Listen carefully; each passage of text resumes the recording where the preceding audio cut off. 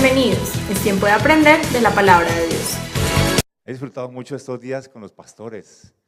Uno con el pastor la pasa muy bueno, ¿sí o no?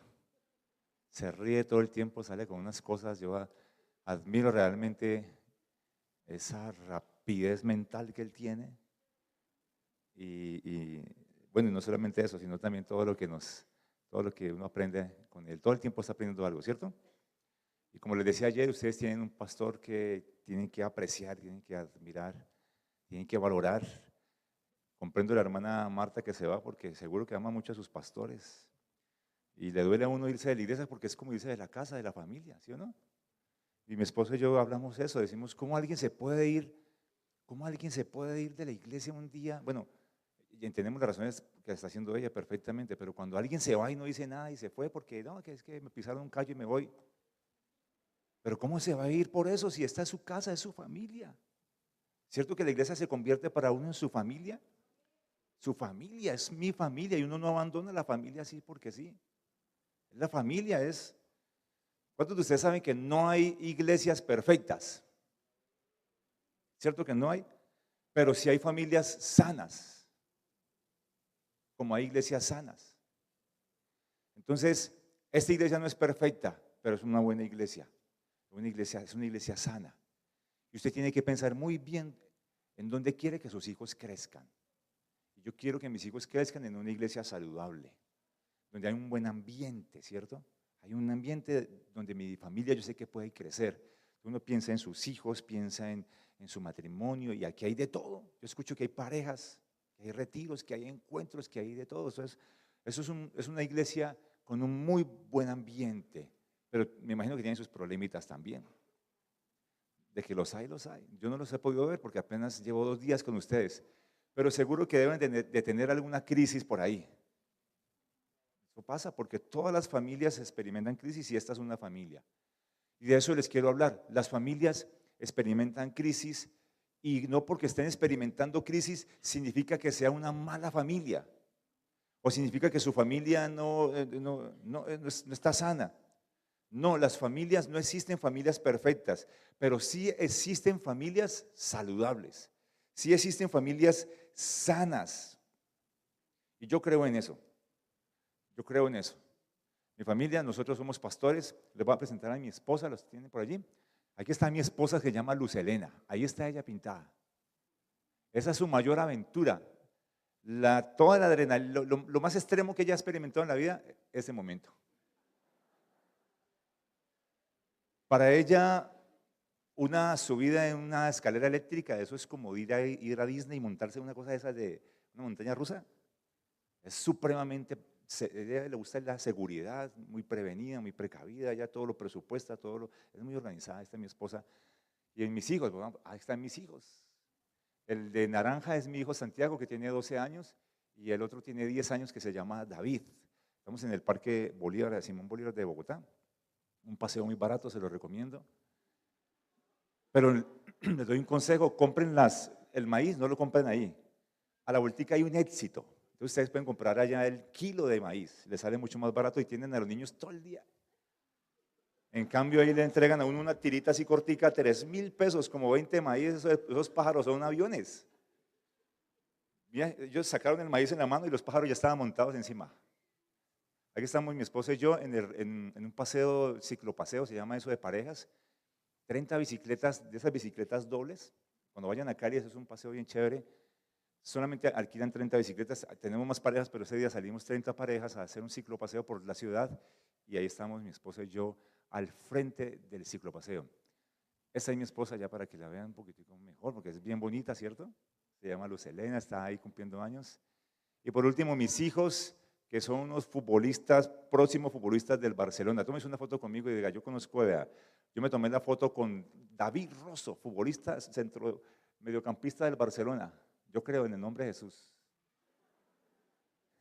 No, ayer prediqué sobre eso, ayer prediqué sobre lo que Dios quiera con mis hijos.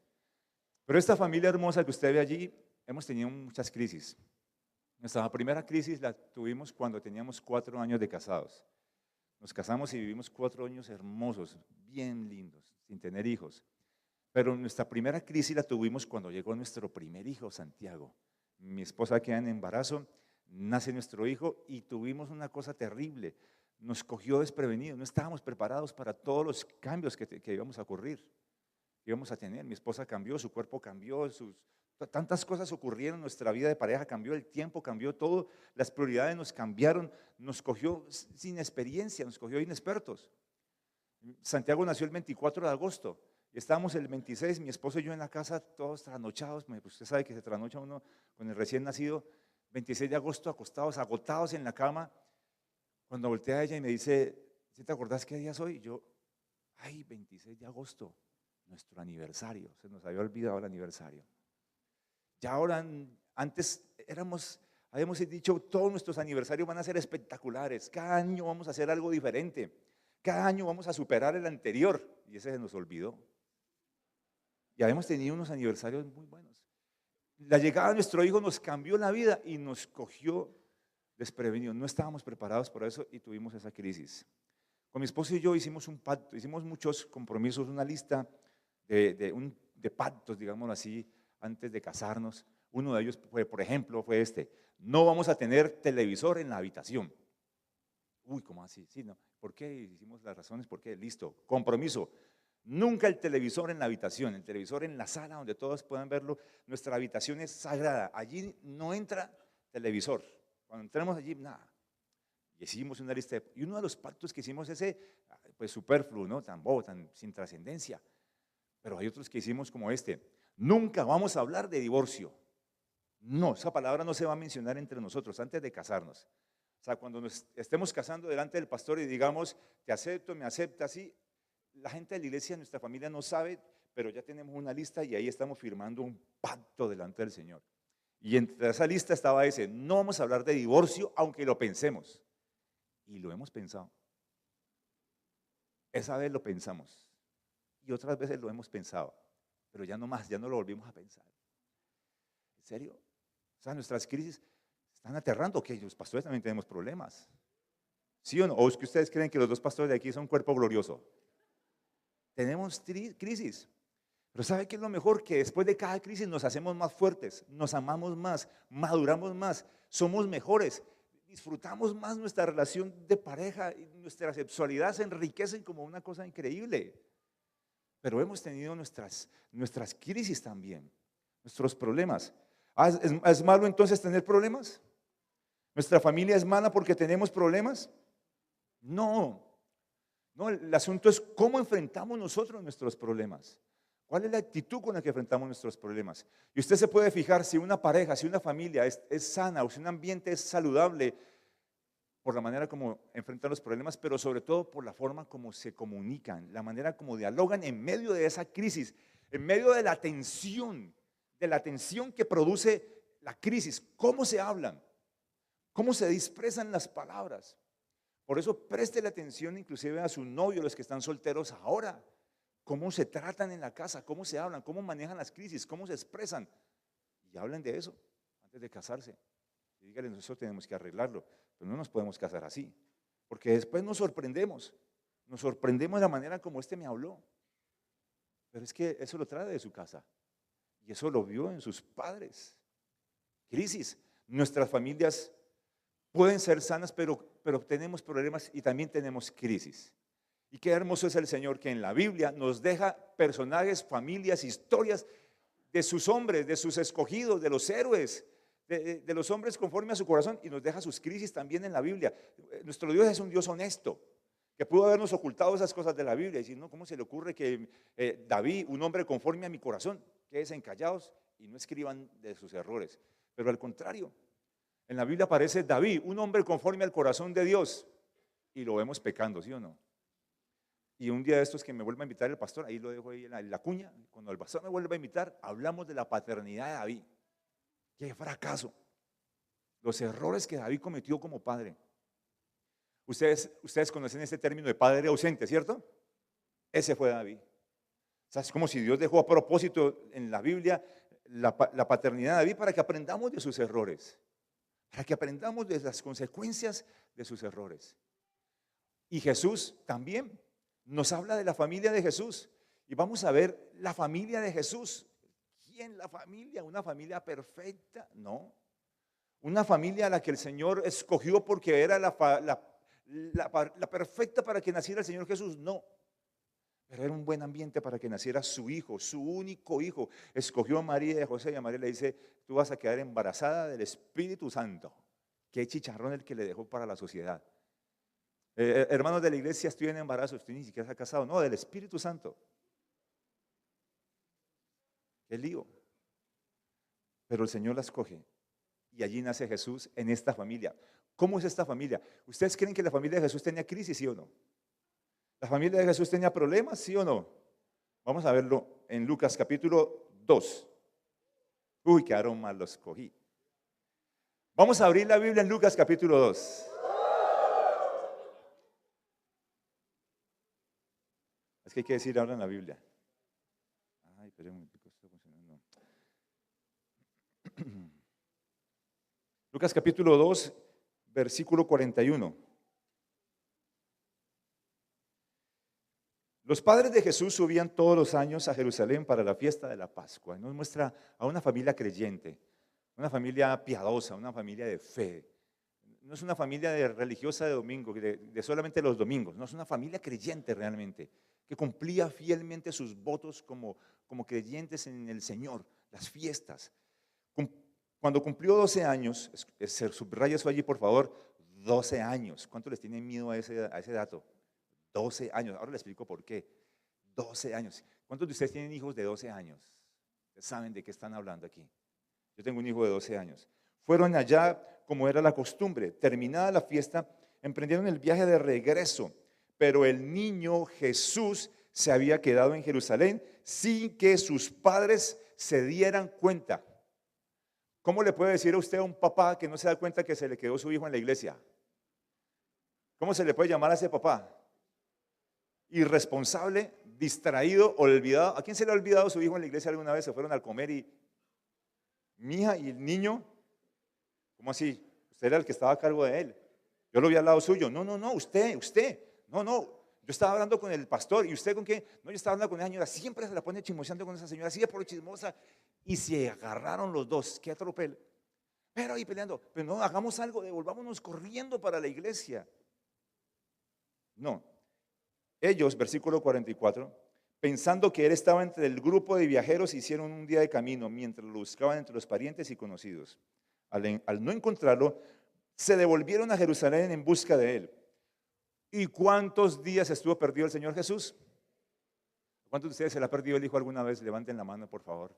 Los que se le ha perdido. ¿A la pastora se le perdió el hijo una vez? No, dijo en el primer culto. ¿Ah, se levantó la mano? ¿Quién se le perdió? Este que está al lado suyo. ¿Dónde se perdió? En el centro comercial. ¿Cuánto tiempo? Minutos, 15 minutos. Y fueron eternos, siento terribles. ¿A quién se le perdió su hijo más de 15 minutos? ¿Cuánto? Una tarde. ¿A quién se le perdió más de una tarde? No, 20 minutos. 20 minutos es duro, pero es manejable.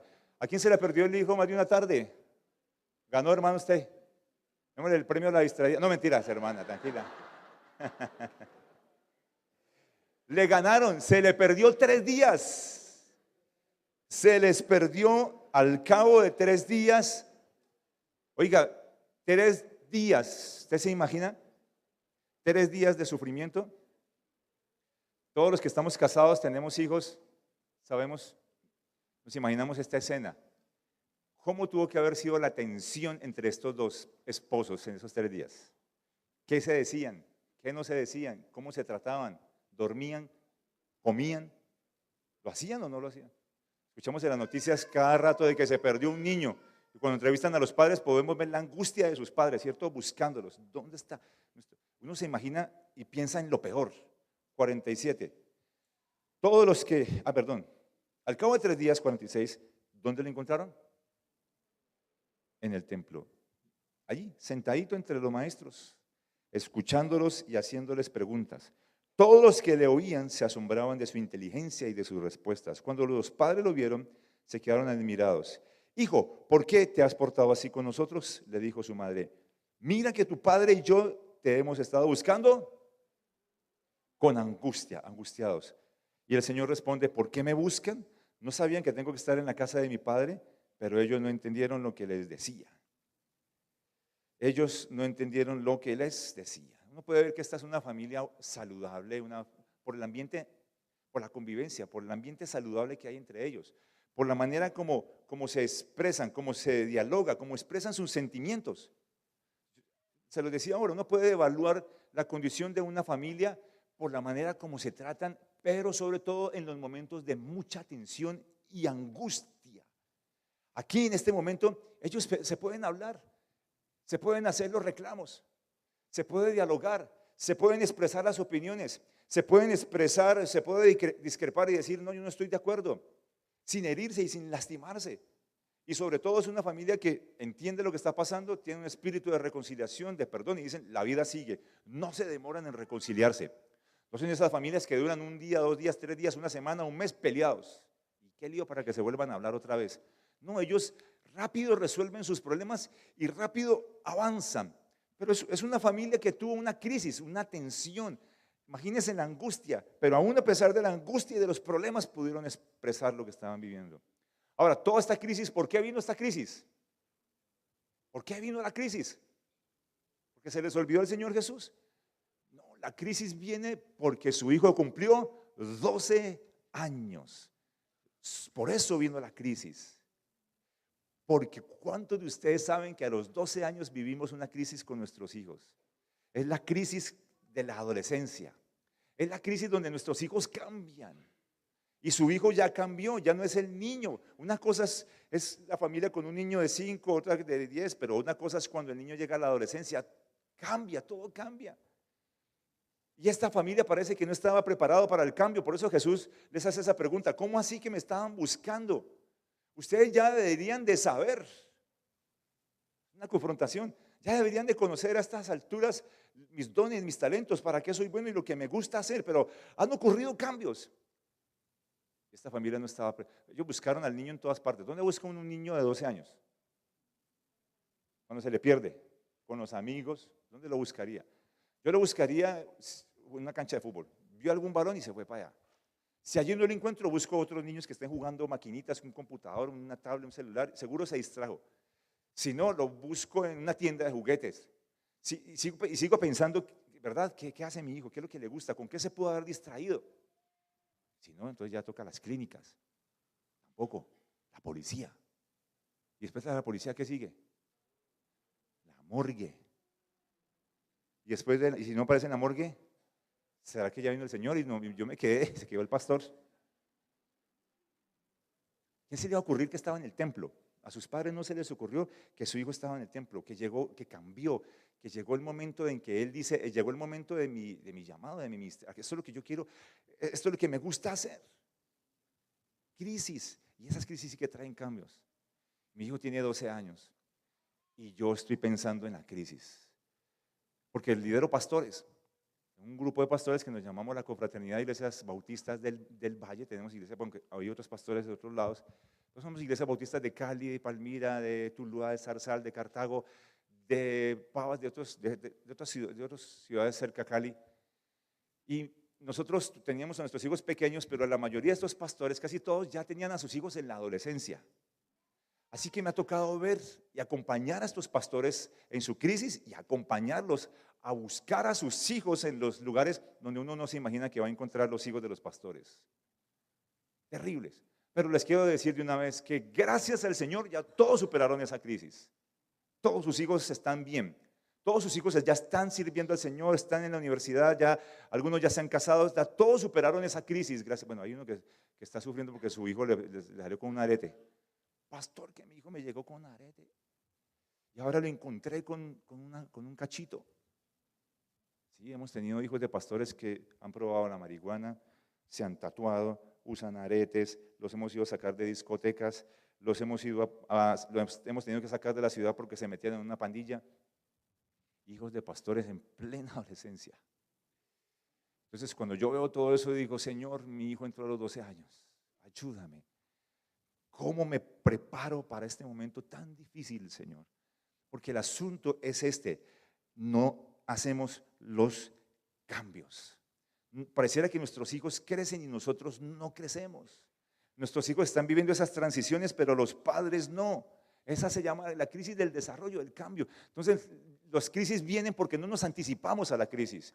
No nos preparamos para la crisis. No preparamos a nuestros hijos para ese momento. Eso fue lo que nos pasó con mi esposa. No estábamos preparados. Nadie nos había hablado acerca de eso, de todos los cambios que vienen.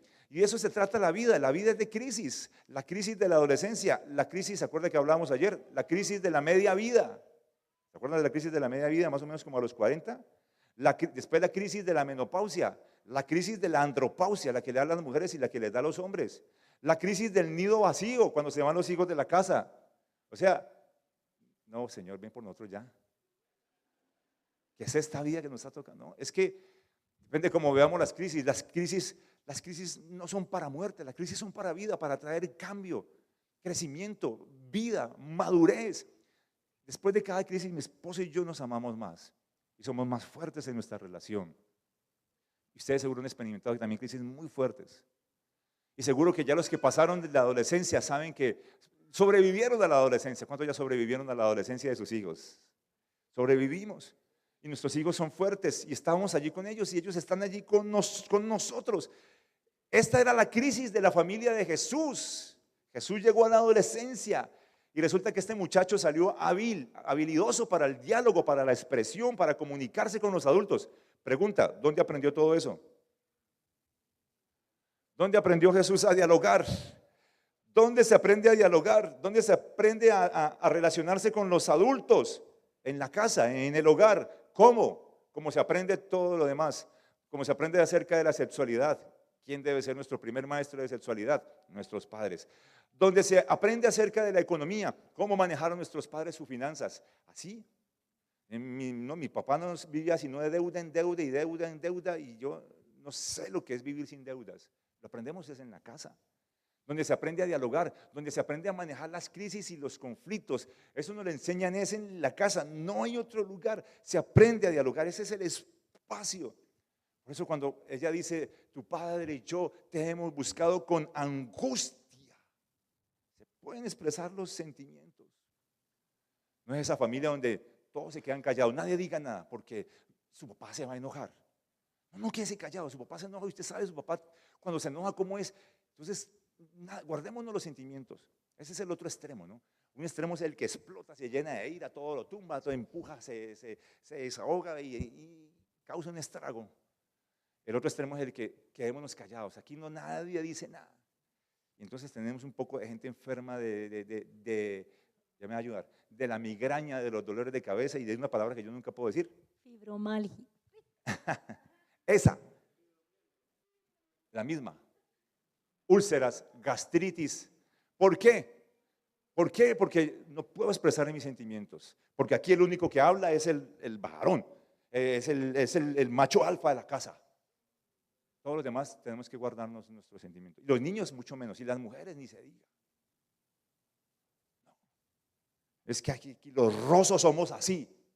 Y usted me conocía, ¿para qué se casó conmigo? No, si somos cristianos tenemos una nueva naturaleza.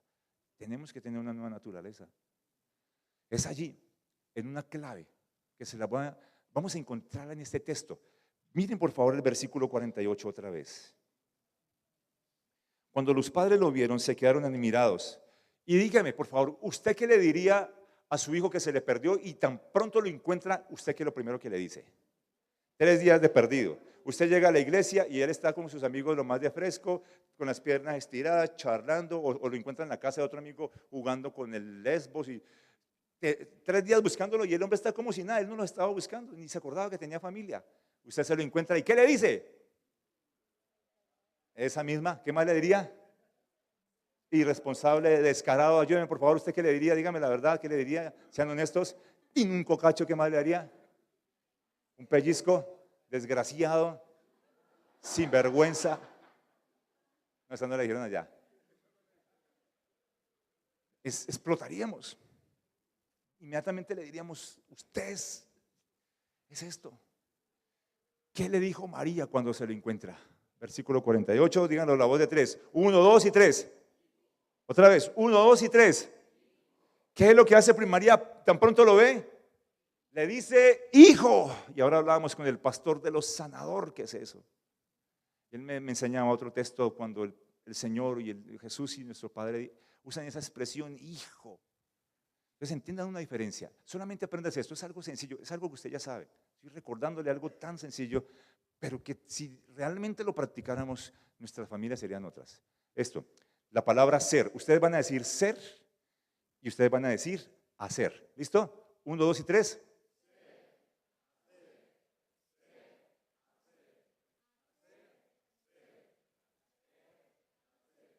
Sencillo. Una cosa es hablar del ser y otra cosa es cuando hablamos del hacer.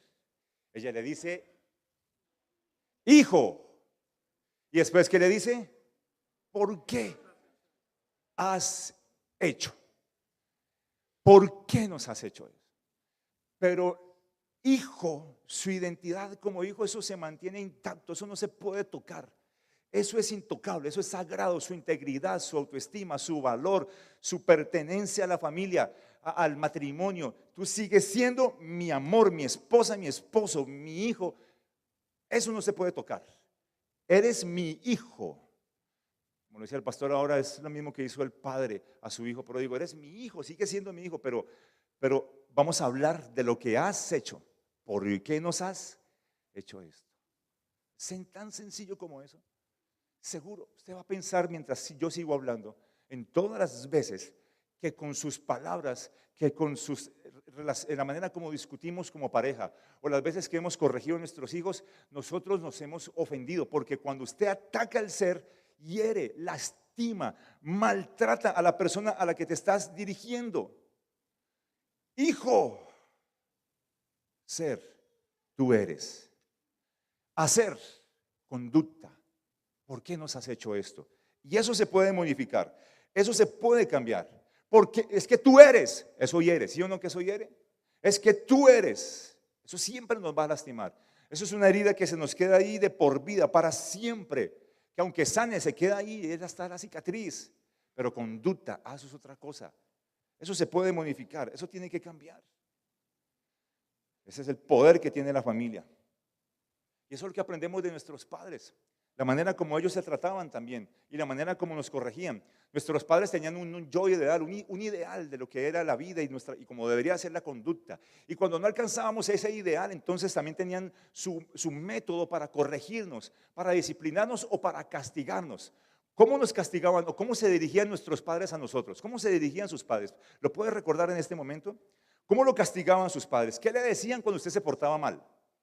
Sacaban toda la ira, por toda su frustración, se sentían impotentes y entonces la manera de desahogarse era tome y tome y tome, y le pegaban y le insultaban y le decían o cuántos de ustedes sencillamente los aislaban, ¿no? Les quitaban el amor.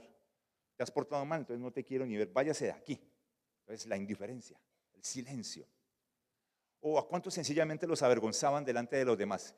Vea usted que no es como sus amigos, como sus primos sí ve a su primo y esto y lo otro, en cambio usted no, mire el hijo del vecino y delante, no hay nada que ofenda y que hiera más a nuestros hijos que atacar su ser, inclusive delante de sus amigos.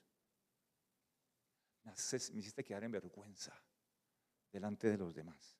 ¿Ustedes pueden recordar esas frases de sus padres? Y de la manera como ellos se trataban, como ellos se corregían entre ellos. Inclusive, usted sabe, les estoy diciendo que eso lo absorbemos nosotros, sus ideales, pero la manera de corregirnos. Y curiosamente, con el paso del tiempo, nosotros comenzamos a castigarnos a nosotros mismos con las mismas palabras. ¿No le ha pasado a usted que cuando usted comete un error, cuando usted también siente que no cumplió con ese ideal, usted necesita castigarse a sí mismo, hablarse y usted se corrige a sí mismo? ¿Y qué palabras usa para corregirse a sí mismo?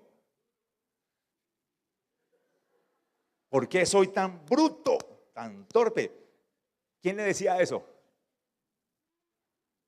No nos castigamos con las mismas palabras y con el mismo tonito. No nos decimos a nosotros y el mismo tonito con el que la mamá nos castigaba y nos hería a nosotros y nos ofendía. Sí, así es. A eso le llaman abuso también. A eso le llaman abuso. Como el abuso físico. Yo ya les conté el testimonio, lo pueden ver, pero quisiera extenderme para contárselo, pero la historia con mi papá y mi mamá. Yo nunca vi a mi papá pegarle a mi mamá, nunca. Eso se llama abuso físico. Yo nunca lo vi, pero hay abuso físico y el abusador se convierte en experto. El abusador ya llega un momento en el que ya sabe dónde tiene que cascarla a su mujer para que no se vea el golpe o el morado. Entonces, la golpea en partes donde ella le va a dar pena mostrar, porque ya sabe que si la golpea en el ojo, ella no puede ir a la iglesia, porque si va a la iglesia le van a decir, ¿qué le pasó? Van a sospechar. Entonces se pueden notar los golpes, las magulladuras. Pero los golpes verbales son tan hirientes o más hirientes y hacen más daño. No, es que hacen más daño que los golpes físicos. El asunto es que no se pueden ver. Nadie los ve, no se notan. Y eso fue lo que yo vi con mi papá. Él nunca le pegó a mi mamá, nunca. Yo no, bueno, delante mío por lo menos nunca lo vi. Pero sí vi toda la vida ese maltrato, esa manera de decirle cosas y de ofenderla y de menospreciarla, porque eso es lo que hace, atacar su autoestima, su naturaleza, su ser, sus capacidades. Comienza a decirle lo malo que es ella, lo que no puede hacer, que no sirve, que no puede. Poco a poco la va destruyendo, poco a poco va disminuyendo su valor como mujer. A tal punto les contaba yo que mis hermanos y yo llegamos a odiarlo, lo odiábamos solamente por eso. Y queríamos que se muriera y mis hermanos llegaron a enfrentarse a él. Yo no, pero mis hermanos sí llegaron a enfrentarse a darle golpes a él. Queríamos que se muriera, era la única manera de quitarnos ese problema de encima. Pero cuando yo comencé a buscar al Señor y el Señor me dice, tienes que amar a tu papá y tienes que perdonarlo. ¿Y cómo lo hago, Señor? Compréndelo. Pero yo no, es una cosa es justificar y otra cosa es comprender. ¿Y cómo hago para comprenderlo? Entonces estudia su vida, investiga. Haz de cuenta que tú eres el pastor, ¿cómo lo ministrarías? Entonces me comienzo a investigar, en serio lo hacía, preguntar. Además que viví con mis abuelos, entendí muchas cosas, hasta el punto donde llegué a amarlo y a perdonarlo. Cuando me llama y me dice, él es diabético y usted sabe la diabetes lo que hace, entonces que ya perdió sus 2 riñones. Él vive en los Estados Unidos y me llama a Estados Unidos. El médico me dice que ya perdí mis 2 riñones y que tengo que empezar un proceso de diálisis. ¿Cómo así? Ya tenemos la experiencia del hermano de él, mi tío, que también sufrió. Y yo no me imaginaba a mi papá en esas. Así que le digo, papá, pregúntele al médico si yo puedo ir en un mes. Yo dejo todo organizado en la iglesia y me voy. Eso fue en el 2002. Y yo le dono mi riñón. No, ¿cómo se le ocurre? No, usted no va a hacer eso. Yo se lo voy a donar. Después de desear que se muriera, ahora estoy deseando que viva. Y en el año 2002, ese 26 de diciembre, yo le estaba dando un riñón a mi papá. Y le ha ido lo más de bien. Está todo gordito, cachetón. Pero su vida cambió.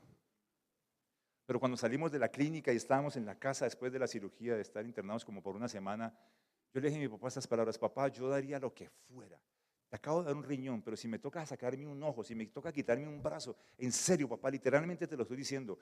Si yo haciendo esto, yo pudiera ver un cambio en tu vida, de que trataras a mi mamá de otra manera, yo lo haría. Y él estaba serio, seco, mirando el televisor como siempre, yo desahogado, desgarrado, llorando, diciéndole esto, y él viendo el televisor como si no estuviera pasando nada. ¿No te importa? No. Entonces me subí, me fui a mi pieza a llorar. Y mi esposa, que estaba conmigo, me acompañó. Yo no puedo creer que este hombre sea... Pero su vida cambió y él es un hombre de Dios hoy. Que cambió, ama al Señor, sirve al Señor, es un hombre íntegro, santo, y que ha cambiado tremendamente en su trato con mi mamá. Es que esas heridas quedan para siempre. Esas heridas, ese abuso, ese maltrato, ese castigo, eso queda en el corazón de ella y de los hijos también. Eso es una golpiza en el corazón, eso es una herida que hasta afecta nuestra relación con Dios también. Yo entiendo esto, yo entiendo que cuando mis hijos estaban chiquiticos, yo pude entender esto del Señor. Dios me dijo como que tú eres Dios para ellos. Escúchelo, por favor. No va a sacar esto del contexto, está bien, el pastor está diciendo que somos Dios, espérense. Yo trato de hablarles a mis hijos de Dios, pero mis hijos no entienden quién es ese Dios, dónde está. Pero yo represento como papá a Dios delante de mis hijos. Y yo entiendo que mis hijos un día se van a relacionar con Dios dependiendo del trato que yo tengo con ellos, hasta que ellos por fin puedan desarrollar la capacidad de entender teológicamente a ese Dios del que tanto les he hablado. Así que yo entiendo el trato con ellos. Porque yo entiendo que ellos un día se van a relacionar con Dios y muchas veces le vamos a proyectar a Dios la manera como nos tratábamos con nuestros padres. Así de sencillo es. Por eso algunos tienen problema con la comunión con el Señor.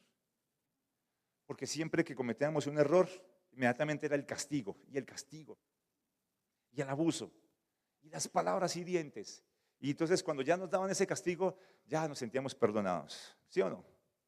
Por ejemplo, le voy a explicarlo con un ejemplo de cómo me pasó a mí con mi papá. Mi papá nunca me pegó. Solamente una vez me pegó un puñito aquí, pero no, eso no me dolió. Así, uy, pero eso me dolió porque en el alma, porque nunca me ha pegado, pero nunca más. Pero eso sí, mi papá me decía, creo que mi mamá sí me mantenía al día todos los días, me tenía cuadrada la caja, correa, patada. Mi mamá, vivíamos al frente de una cancha de fútbol y mi mamá salía con las manos atrás. Venga, que no es para eso, venga. Yo no, muéstreme las manos.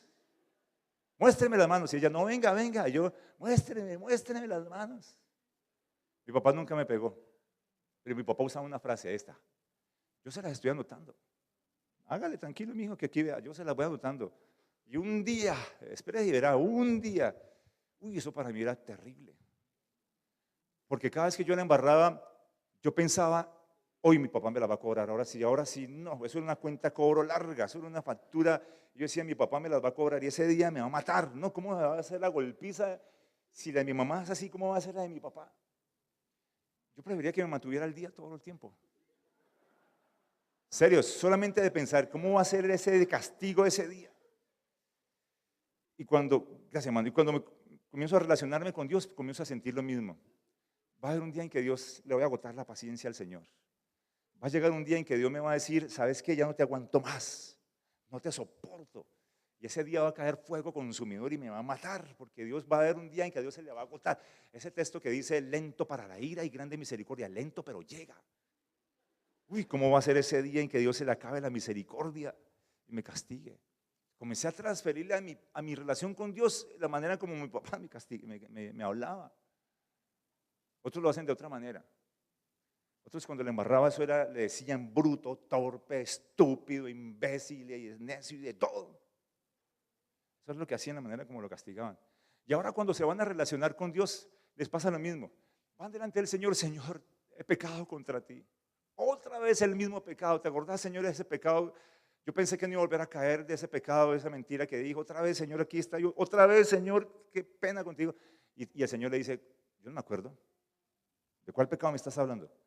¿De ese pecado? No, yo no me acuerdo. Yo te perdoné. Yo me olvidé de ese pecado. Lo mandé al profundo de la mar. Lo separé del oriente, del occidente. Yo no sé de qué me estás hablando. Yo te perdoné. Para mí hoy es primera vez que vienes. No, Señor, no. Tienes que acordarte. No. El Señor dice, no. Señor, perdona. Y el Señor dice, estás perdonado por mi sangre, la sangre de mi hijo, por su muerte, por la cruz. Estás perdonado. No nos sentimos perdonados. Necesitamos calmar una ansiedad que está dentro de nosotros. Entonces empezamos, es que yo, Señor, es que yo soy una cucaracha, písame, aplástame, yo no merezco nada, Señor, yo merezco lo peor, yo no sirvo, yo no puedo, yo no sé por qué me escogiste como pastor, yo soy una basura, hay otros mejores que yo. Y después de que nos hemos dado latigazos decimos, ay, Señor, gracias por perdonarme, ahora sí me siento perdonado. Así nos relacionamos con Dios, porque así era como nos castigaban. Jesús lo resumió todo dijo, le va a resumir todo esto en una frase. Amarás al Señor tu Dios con todo tu corazón, con toda tu alma y con todas tus fuerzas, y amarás al otro como te amas a ti mismo. Ahí está. Si hacemos eso, se resuelven todos los problemas. Dios, yo, mi prójimo. Y dice, la manera como te relacionas con Dios va a ser, de la misma manera vas a tratar a los demás. ¿Cierto? Así de sencillo. Y la manera como te tratas, y eso es una cosa así, una doble vía. Lo explica de otra manera. Así como usted, eso depende de la autoestima. Un hombre que tiene una buena autoestima, de esa manera trata a su esposa. Maridos, amad a vuestras mujeres como a sí mismos. El que se ama a sí mismo trata bien a su esposa. ¿Sí o no? Eso lo dice la Biblia. Si usted tiene una mala autoestima, dice la Biblia, usted va a maltratar a su esposa. El problema no es de ella, el problema es autoestima. El problema es una herida del corazón. El problema es que estás herido y tienes que reconocerlo. No te las piques de muy grande, de muy viejo. No, ya estoy muy viejo para que el pastor me venga con eso. No importa. Necesitas reconocer, Señor, tengo una herida. Hay una herida en mi corazón. Y dice Hebreos, y esa herida no me permite disfrutar de la gracia de Dios, dice Hebreos, usted lo ha leído, capítulo 13. Por esa amargura, por esa raíz de amargura te estorba, dice el texto, ¿se acuerdan? Te estorba, no te permite disfrutar de la gracia de Dios, te estorba y contamina a otros. La gente que está a tu alrededor está contaminado por eso. ¿Cuál es la solución? Decir la verdad. Señor, estoy herido. Esto lo aprendí de mi papá y esto lo aprendí de mi mamá, Señor. Tú no me tratas de esa manera. Tú me tratas con gracia, perdón, misericordia inmerecida. Una gracia que yo no merezco, Señor. Yo debería estar consumido por todos mis pecados y tú me sigues amando. Cuando yo entiendo esa gracia de Dios sobre mi vida, y recuerde que la fe y la autoestima van juntos, y en la medida que yo crezco en mi fe con Dios, mi autoestima también va creciendo y siendo sanada. Y de esa manera yo comienzo a tratar a mi esposa y a mis hijos de otra forma. Yo sé esto. Yo les estoy predicando de esto, yo lo enseño todo el tiempo. Pero a veces se me sale. Se me sale porque esa herida nos queda de por vida. Te estoy diciendo esto para que entiendas cómo esto trasciende los tiempos. Usted dice, esto es un problema entre ella y yo. No, Señor, esto va a trascender generaciones. Yo sé esto y el otro día mi hijo estaba peleando, mis dos hijos estaban peleando porque estaban jugando con el Wii ahí, entonces peleando por el juego y no sé qué, se ponen a pelear y el problema era el mayor. Entonces yo voy donde el mayor y le digo, Santiago, ¿por qué eres tan necio? Ser. Y mi hijo, usado por el Señor, que no ha escuchado esta charla, pero se voltea y me dice, papá, ¿por qué me dices necio? No me dijo, no, es que David es el problema, es que no me presta el control, es que no, él se volteó y me dice, papá, ¿por qué me dices que soy un necio? Uy, yo quería que la tierra se abriera o el Señor me llevara. Porque me sentí tan mal, yo sé, sí es cierto. Dijo, perdóname por haberte dicho necio, perdóname. Tú no eres un necio. Vamos a hablar de lo que has hecho. Eso no está bien, eso es egoísmo, eso es pecado. Eso, ¿por qué no se ponen de acuerdo? Tienen que ponerse de acuerdo cuando jueguen. Ustedes son dos hermanos y comenzamos a hablar del hacer. Vamos a corregir eso. Pero tú hay que decirle, perdóname por haberte dicho necio. Perdóname. Inmediatamente esa herida se tiene que sanar. ¿Usted sería capaz de hacerlo? De voltear a su esposo o a su esposa y decirle, nosotros nos hemos hecho mucho daño.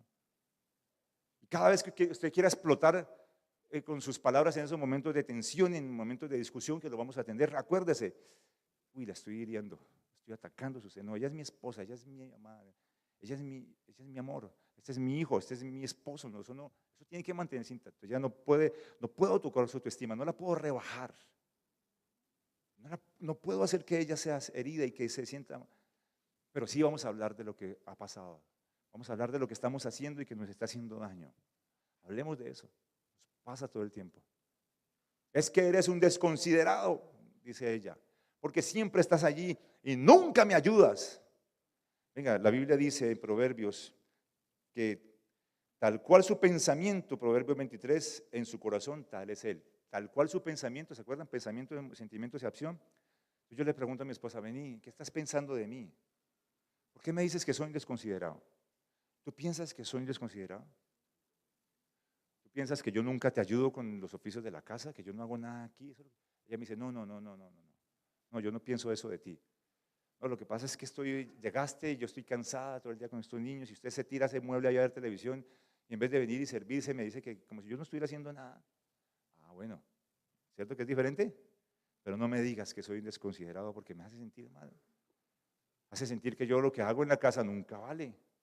Lo que yo te ayudo con el oficio también, ¿sí o no? Entonces me haces sentir como que nunca te das cuenta de las veces que yo te ayudo a lavar la loza. ¿Seremos capaces de hacer eso ahora mismo? ¿Sí o no? Mirar a nuestra esposa, a nuestro esposo, a nuestros hijos y empezar por decir, te he herido, perdóname. Yo lo reconozco. Mi manera de decir las cosas ha sido equivocada.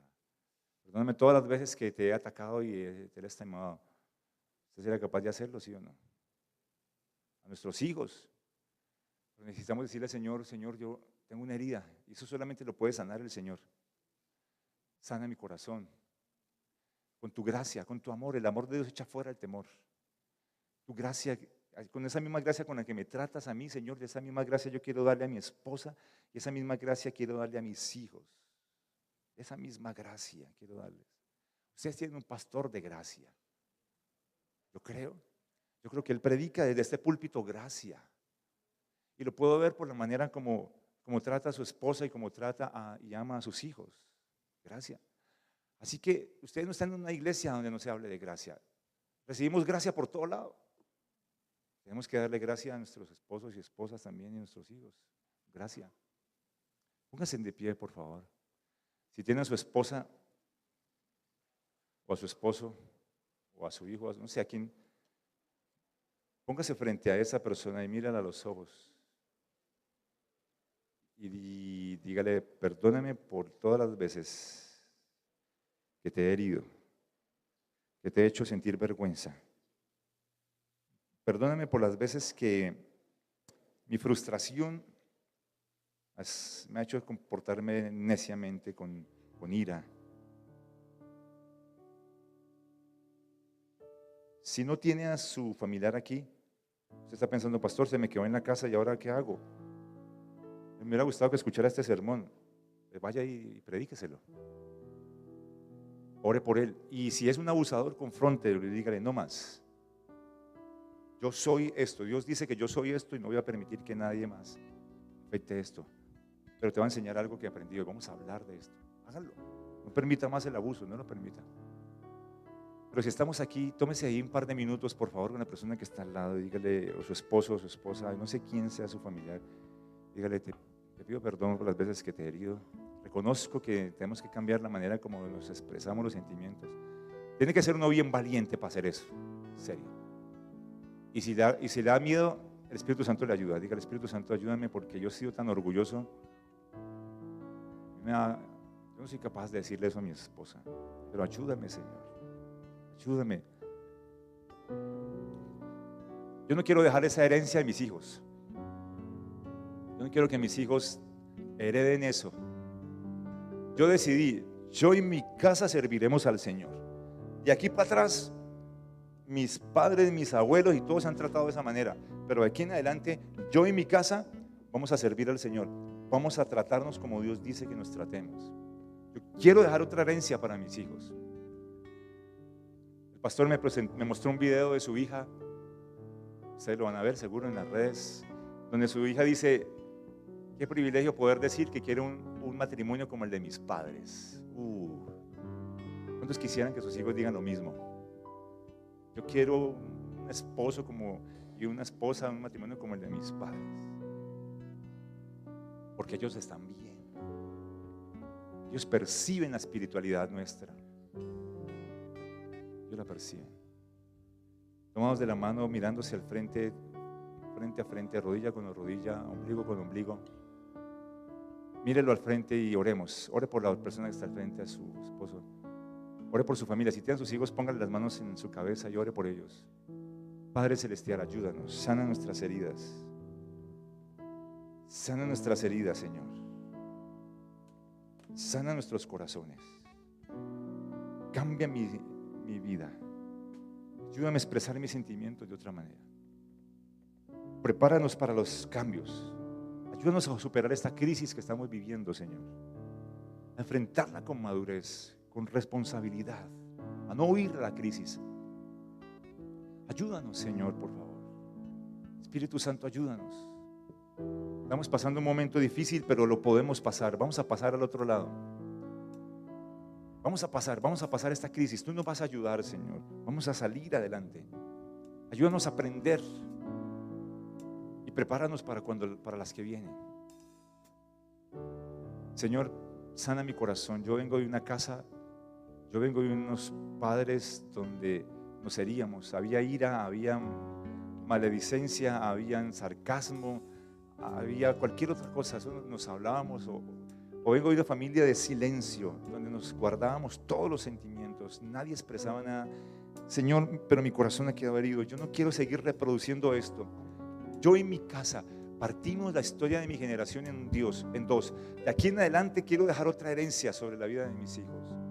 Que mis hijos y los hijos de mis hijos y los hijos de los hijos de mis hijos entiendan que un día el Señor vino a nuestra casa y nos cambió y sanó nuestros corazones y rompió esas maldiciones, esos pecados que heredamos generacionalmente.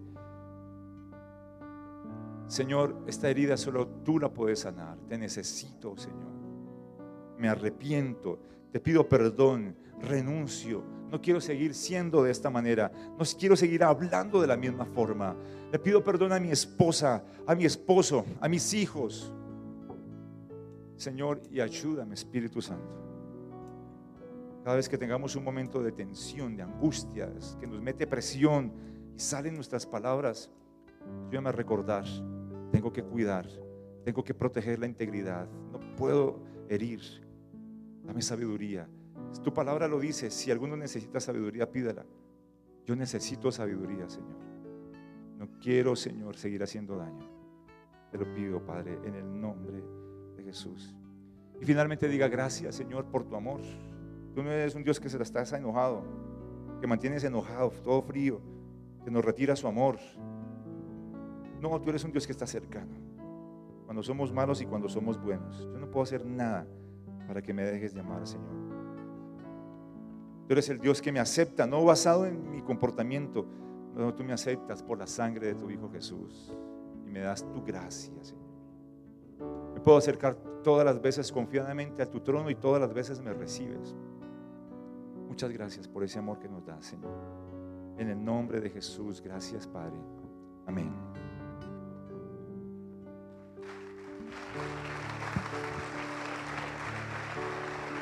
Amén.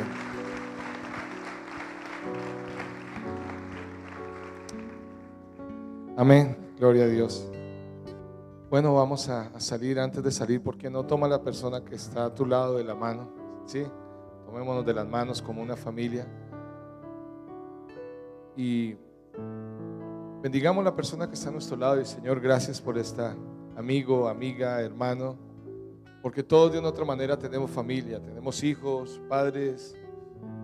Honro también, Señor, y voy a orar por aquellas madres, cabezas de hogar con sus hijos, Señor.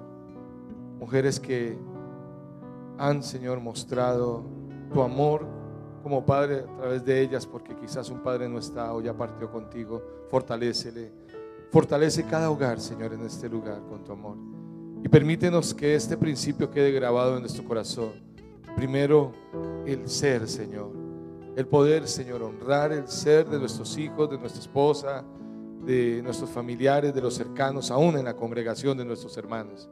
Después hablaremos del hacer, Señor. Eso se puede ir trabajando, como decía el pastor. Gracias por este tiempo, Señor. Salimos muy bendecidos, salimos muy agradecidos, salimos reflexionando, pero sabiendo que tú estás obrando en cada uno de nosotros y que la buena obra, como Pablo oró por los filipenses, también en nosotros la buena obra que tú has iniciado la perfeccionarás, Señor. Gracias por hogares felices, Señor, por hogares que maduran en tu palabra, Señor, y que son testimonio para la gloria de tu nombre. Salimos de este lugar, mas no de tu presencia, en el nombre de Jesús. Amén y amén.